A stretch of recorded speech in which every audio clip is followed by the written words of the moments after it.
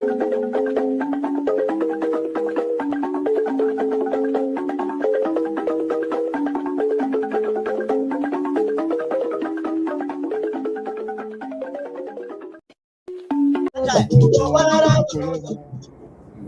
fellow Biafrans, lovers of freedom across the world, wherever you are watching this program from. I welcome you to this amazing program.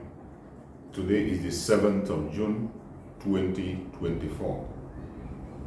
We have come once again, as we always do, to express our views on things that are happening in the contraption called Nigeria, mainly issues that have to do with the Biafran people. This platform, as you all know, is a platform that is supporting the Biafra Republic Government in exile under the command of our Prime Minister, Mazi Simon Ekpa, and under the supreme command of Mazi Nnamdi Kanu. In this platform, we bring information to your doorstep. We do not come here to instigate violence. Neither do we come here to preach hate. What we do is to bring the truth out and to debunk every lie that has been told against the Biafran people. It does not matter who tells the lies. Once we spot a lie in you, against Biafrans, against our Prime Minister, against Mazi Nnamdi Kanu, we are going to come here to debunk it. And today, we want to look into a video that was made. Pay attention and listen to the Prime Minister of Biafra Republic of Nigeria, Mazi Simon Ekpa. He has a message. Listen carefully and let's watch. From my snowing country and beautiful country, Finland, this evening. And this is the State of the Nation broadcast. That is going to be the paradigm shift in the Biafra liberation. Good evening, Biafrans,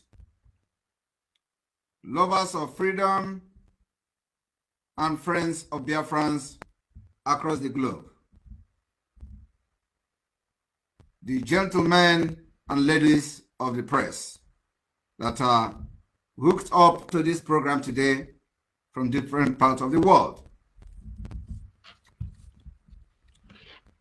I would like to start this state address today by drawing some kind of from the Bangladesh and Pakistani War of 1971.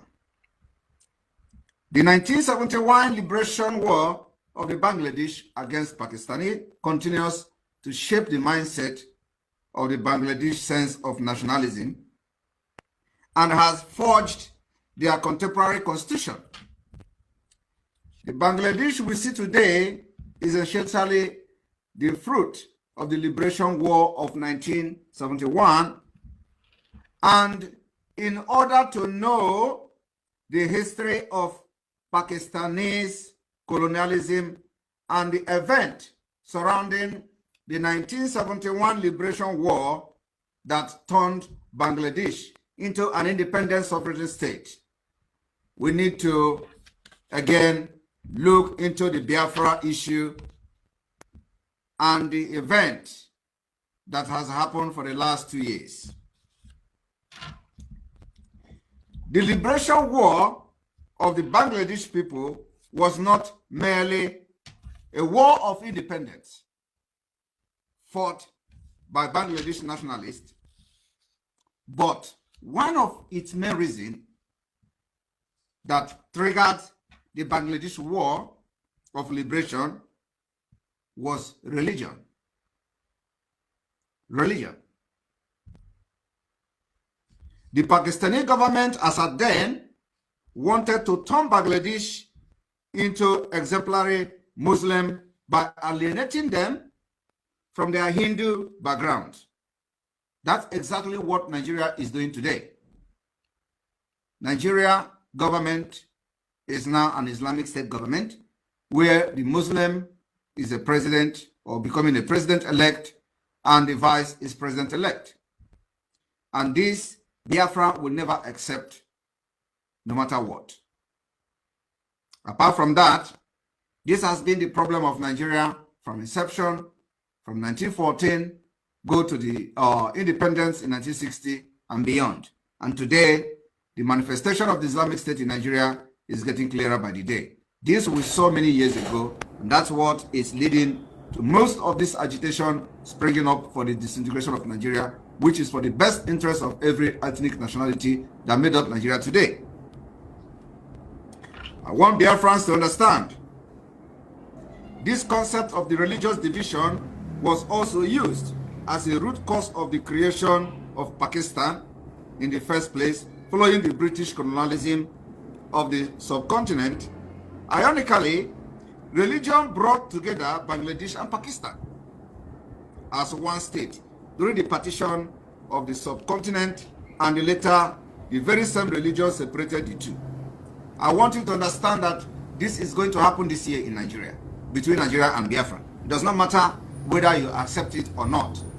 We have been able to ascertain that the majority of Biafrans, over 90% of Biafrans, have rejected Nigeria through the just concluded general election. And that is going to be very clear today in this particular State of the Nation broadcast. Comprehending, I want you to understand that the comprehending the development of the liberation war of Bangladesh involved a meticulous retrospective look into the event leading to the partition of the Indian subcontinent. Following the devastating effect of the Second World War, the British colonialists gave up their control over Indian subcontinent, and the 1947 partition outlined two independent nations, India and Pakistan. This is the same with Nigeria and Biafra today. We have seen the worst of it during the last general election. It was not jihad, it was not just an election, but a jihad election. A jihad election against the Biafra people. And we have seen widespread condemnation of the result from local to international communities. However, this condemnation will not change the fact that it was a jihadist election where extremist Muslims from the Yorubas waged a series of attacks against Igbo Christians in Lagos. It is not also only the extremist Yorubas, Muslim Yorubas, but also most of the Fulanis in Lagos have been used to perpetrate this attack against Igbos and their businesses in Lagos for voting against their religion and for voting for P2B. My fellow Biafrans, if you think that this is just an attack, or the attack that is going on today against the Igbos in Lagos or in various parts of Nigeria is going to end, then you are a joker. The attack against you is just starting. This is many years and decades of planning that is being executed now.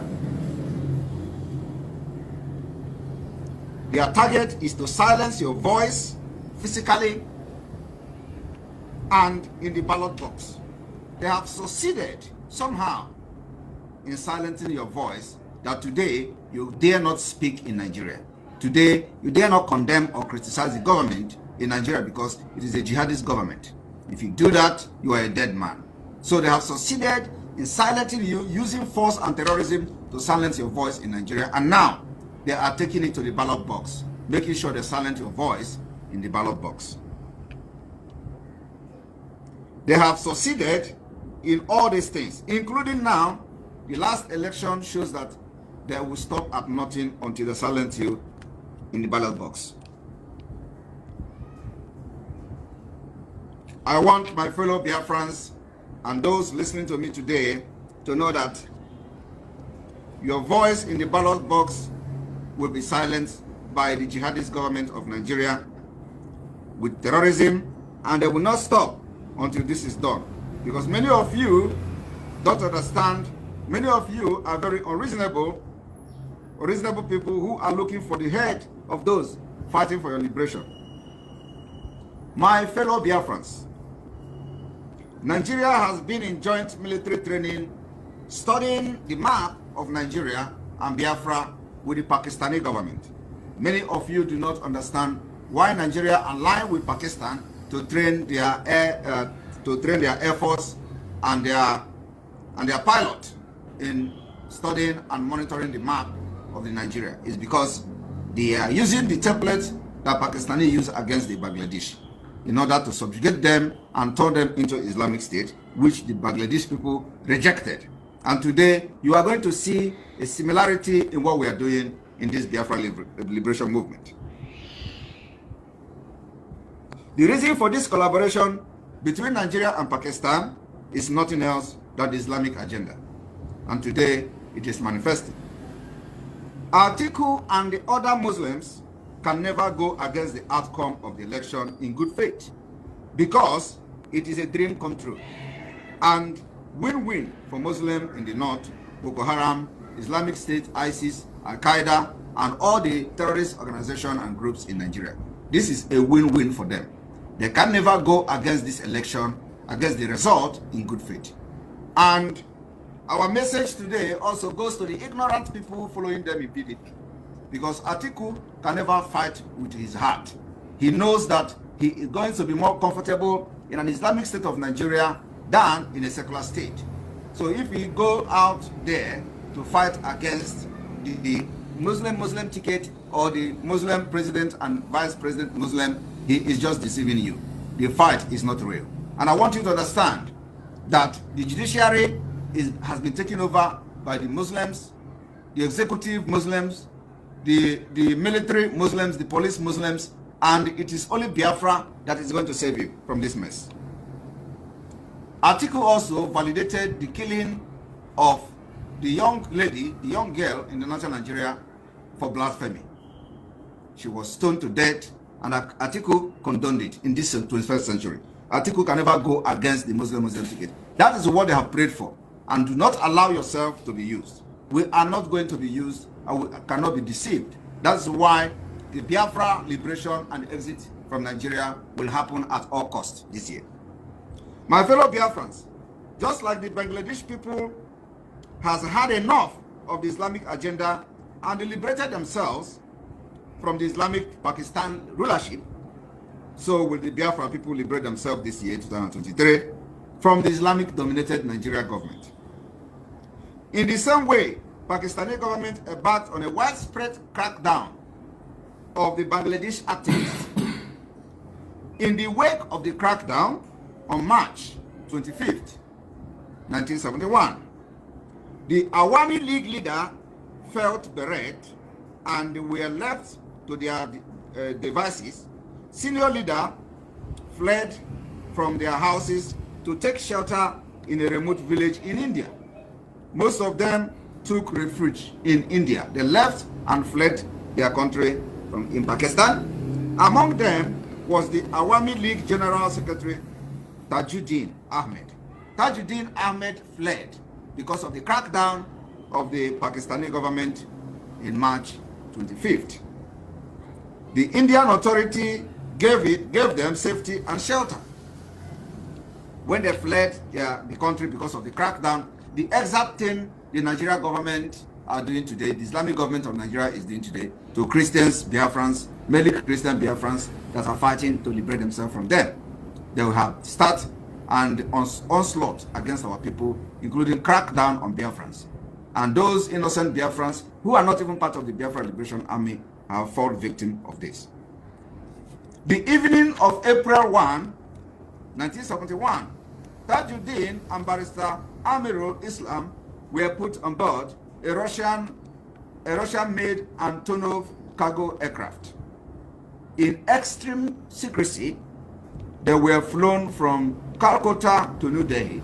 2 days after his arrival in New Delhi, his meeting with the Prime Minister of India, Indira Gandhi, took place on April 3rd, 1971. It was the first official contact of the Awami League leaders with India government more than a week after the crackdown of Dhaka started. He was not only the party general secretary, but also the right-hand man of the Bagabandu Sheikh Mujibur Rahman, who was the original leader of the Bangladesh Liberation of War, who was arrested. The main leader was arrested on the fateful night and flown to the West Pakistan, just like the way they kidnapped Mazen Amdekano who is the leader of the indigenous people of Biafra today, and we do not allow the movement to die. Mrs. Gandhi and her aides were apparently impressed with the Tajuddin, who was an adept at explaining the overall situation prevailing in Bangladesh before March 25th crackdown. He was acting on the instruction of the Bangabandhu. He appraised Mrs. Gandhi of the freedom movement that has started and said that the people of Bangladesh were determined to continue their struggle until independence was achieved. He sought all-out support from the government of India. That is exactly the situation of Biafra people today. We are doing exactly even more, because the Nigeria situation is very, very, kind of a little bit more worse than what the Bangladesh and Pakistani went through. When the people of Bangladesh launched a comprehensive war of liberation, it was the young guerrillas that played a vital role. The freedom fighters, most of them came from rural background and college university students, put up fierce resistance to the Pakistani army, who had started killing thousands of innocent people, including women and children. The freedom fighters, clad in lungi and shirt, who had no training in guerrilla warfare, blended in with the locals, fought the brutal occupation forces and the Bangladesh collaborators. They also have Bangladesh collaborators against the Bangladesh independence, just like the Biafra people have the Ohaneses, the governors, and the political elite fighting against our freedom today. It is the same thing happened to Bangladesh people. The first task of the Awami League leaders was to gain support from the government of India. Beside guerrillas, a regular army division was created around the nucleus of the then East Bengal Regiment. I want to assure Biafra people today that this is the face of the Biafra liberation at the moment. Bangladesh exile government was based on the principles of collective responsibility. They also had their own exile government that was based on the principles of collective interest and responsibility. But Tajuddin played the vital role. He acted as the spokesperson of the people of Bangladesh, just like Simon Ekpa is acting as the spokesperson of the Biafra people today. But his choice as the Prime Minister was not anonymous. To run the provisional government, he had to overcome a lot of difficulties, to face the many challenges. The same challenges we are facing today in autopilot movement of the Biafra liberation.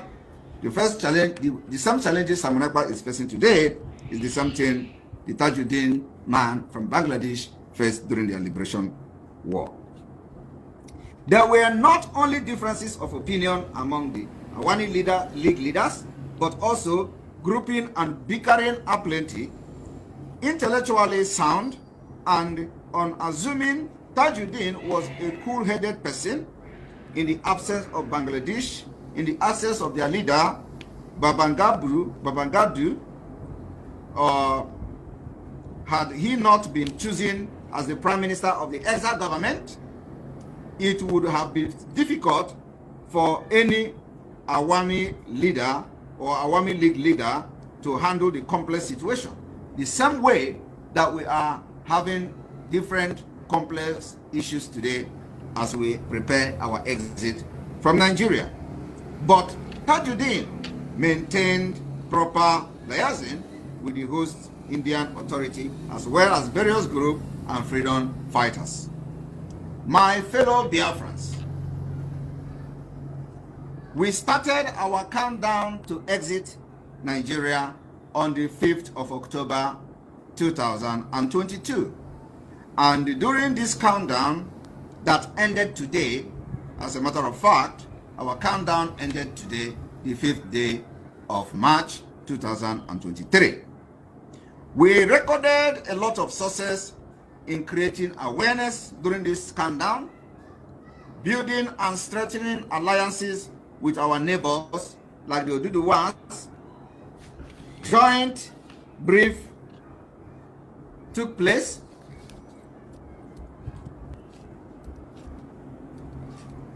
Joint brief between us and Oduduwas took place on the 5th of November 2022. Sorry, 1 moment.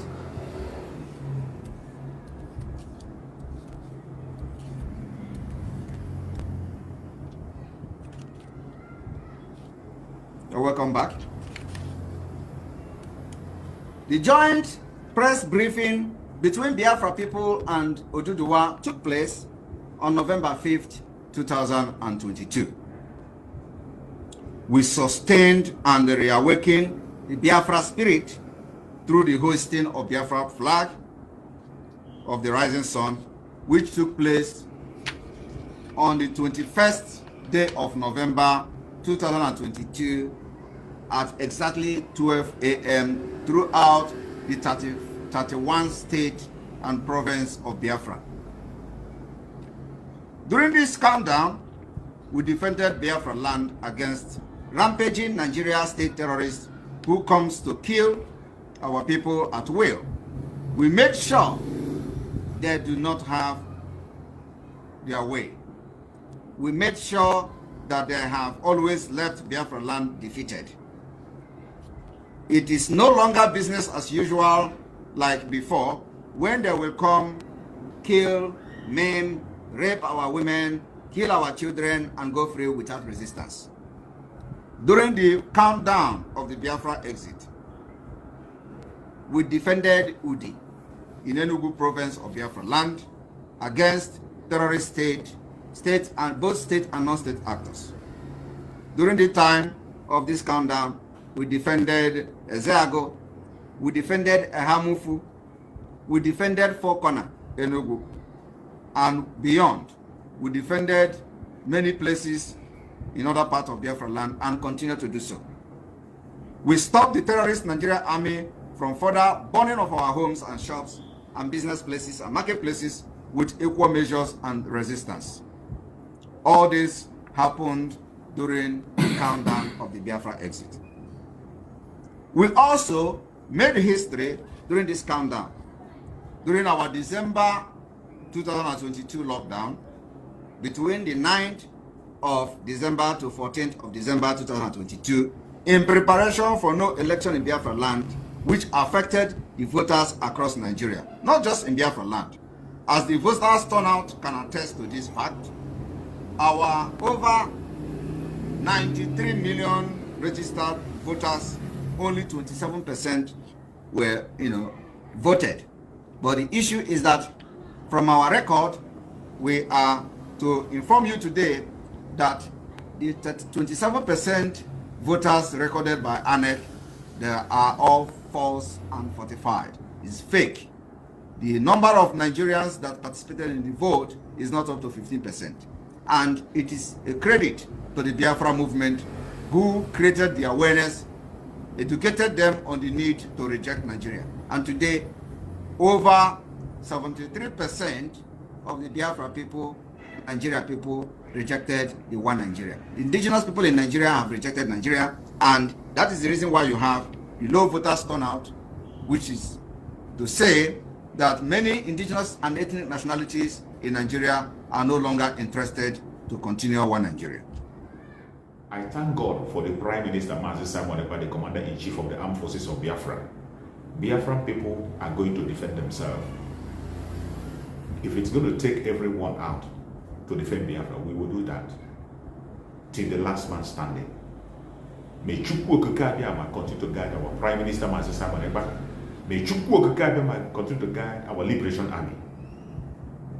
Biafra government, peace, progress, unity and equity. We move airborne. Thank you and stay safe.